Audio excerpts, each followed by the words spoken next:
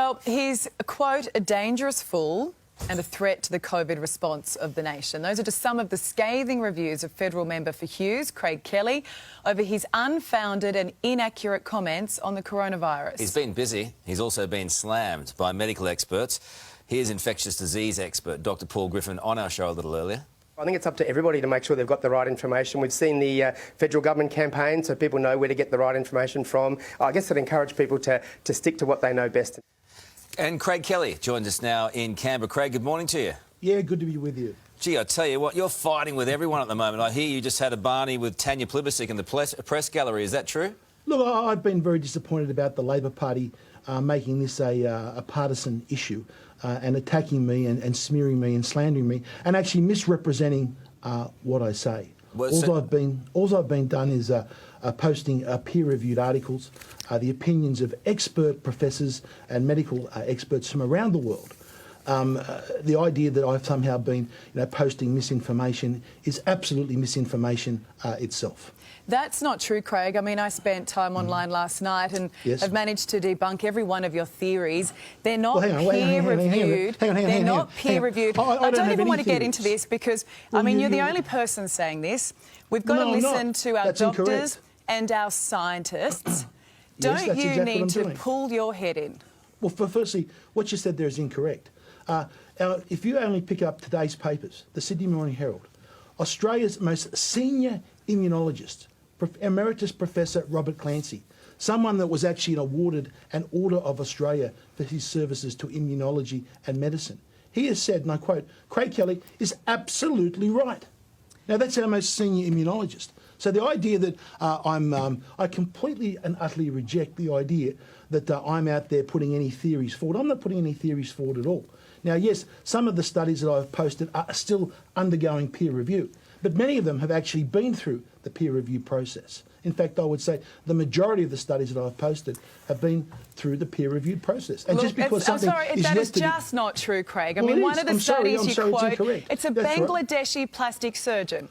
I would like to take my medical advice from someone who is knowledgeable in infectious diseases, is an epidemiologist. Well, that's right. Well, you should listen. In that case, you should listen to Professor Robert Clancy.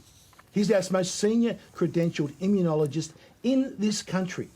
So that's who I believe we should be listening to. Look, and he has said, I'll quote exactly what he's wrote. You've already quoted it, Craig. Well, no, I haven't. He also said here, this is very important. He said, from uncertain beginnings, an impressive database has more recently been accumulated that strongly supports the use of hydroxychloroquine and or ivermectin. Their use in concert with the vaccine, so this is not an anti-vax position, their use in concert with the vaccines can no longer be denied. In fact, this is the only science-based opinion. Now, they're not my words. That's not my words. That's not my theories. That study you're referring to. That study you're referring to, because this is important. I'm not referring to any study. You are misrepresenting what I'm saying. I did my research, Craig, as you asked us to do. You need to listen for a moment. Ivermectin is a wonderful drug. You are right. If you have scabies or river blindness. You obviously haven't read. I'm sorry, you are not listening to our. You've got to listen to the science. You've got to listen to. Are you a scientist? Are you a scientist, Craig? I'm not. I'm not. I have just quoted the senior immunologist in this country, the most highest credentialed immunologist in this country. Now, are you saying that he's wrong? I'm saying the chief medical officer. Every global medical body in the world has rejected the use of those. I'm sorry, that is incorrect. Craig. That is incorrect. But you know what? I actually didn't want to get you on here to determine whether or not what you're saying is true or not. But you are, I'm sorry, with greatest respect, you are making false statements that you are accusing me of. And I have a right to defend them. You know what? Freedom of speech is one thing, Craig. You said that everybody in the world, and that is simply untrue. The medical bodies in India use ivermectin. They have it in their standard protocol. Craig. I've seen a study recently published, a peer-reviewed study in the American Journal of Medicine that has a treatment protocol that includes both hydroxychloroquine and ivermectin. So to say that there's no medical body in the world that approves this, I'm sorry, is incorrect.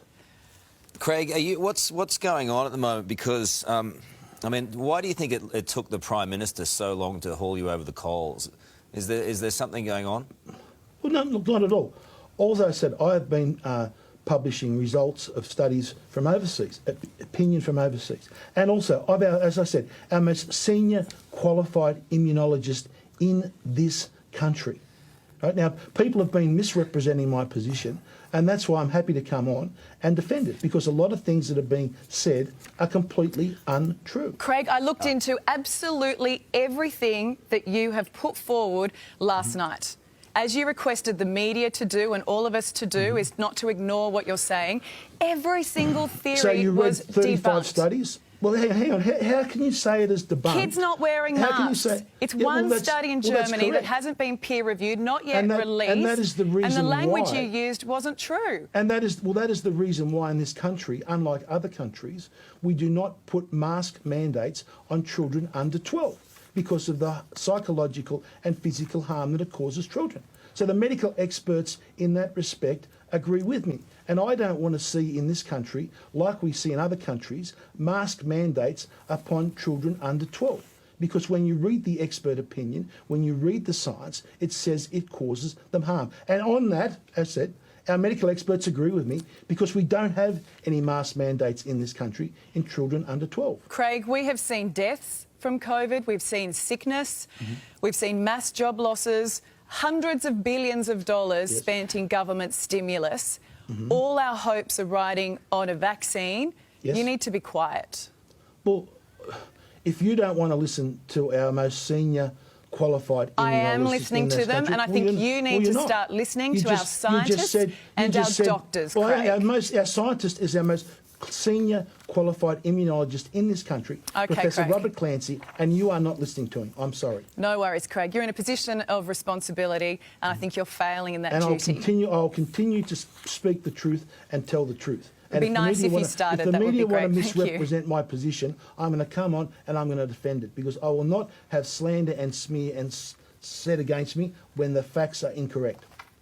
OK, Craig. Thanks for your time today. Thank you. It's been one of those mornings, hasn't it? It's been a little bit Let us know what you think at home about all of that fascinating stuff.